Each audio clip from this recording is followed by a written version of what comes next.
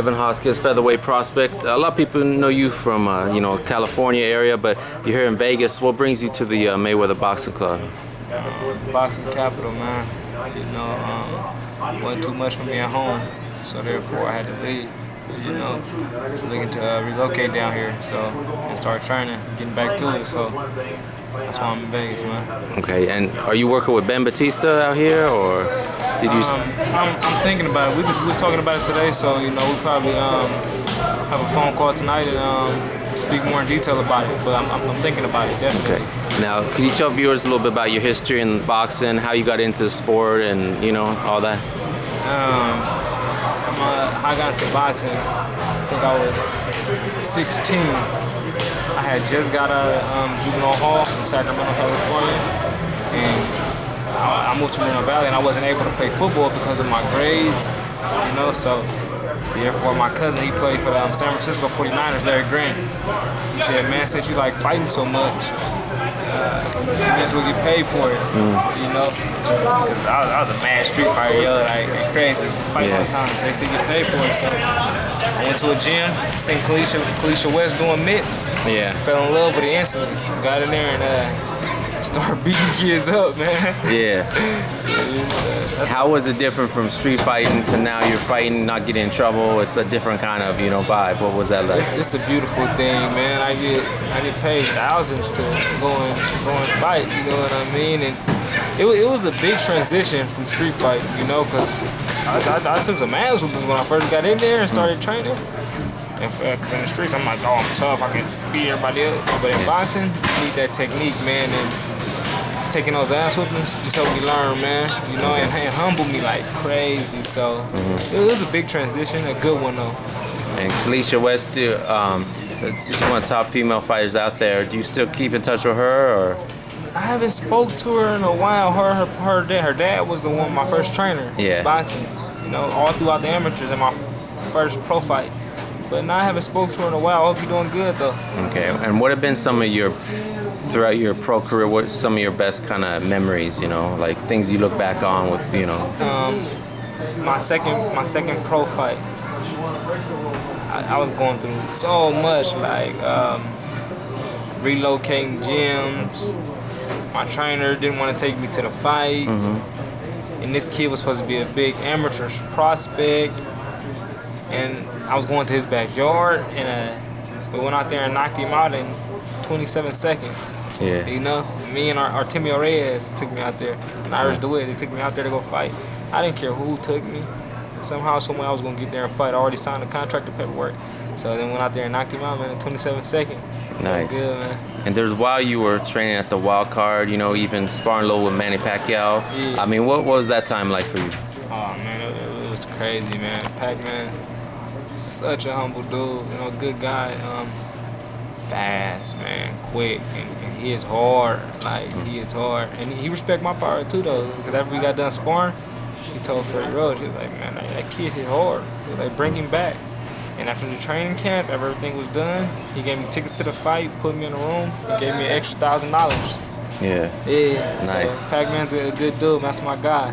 What other aspects of the Wild Card stood out about maybe just the fighters there, just all the stuff that was going on behind the scenes? The fighters that are there, are a lot of top fighters, and they grinding. Of course, it's a lot of politics because it's a big gym, it's in Hollywood, so it's a lot of politics. But when it comes to really getting in there working, the politics go out the window. Right. You're gonna get your ass kicked or you're gonna kick some ass. Tough fighters, man. It's a good gym. What do you think of Pacquiao's fight with Brandon Rios? They already signed for that? Yeah, and it's November 23rd, and they're fighting in China. Manny Pacquiao, Brandon Rios. In China, it's gonna be a slugfest. But the thing is, Pacquiao is sharper than Rios. Way sharper. Rios is a tough guy. He's a cool kid, but Pac-Man is my guy. So I think Pac-Man gonna get him. He's way sharper. All right. You've had a few tough losses in your career.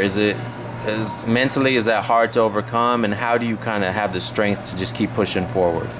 My first one, mentally it was hard. I didn't like it at all. I was down for a minute. It kind of took me away from the sport for a split second. I was down.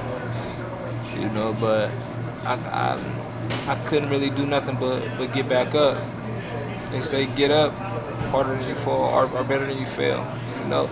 So I had to come back, and when I came back with a 50-second knockout, you know. When I came back against a kid that was 9-0, Yeah. you know. And then the second time I lost, I think I was in training camp.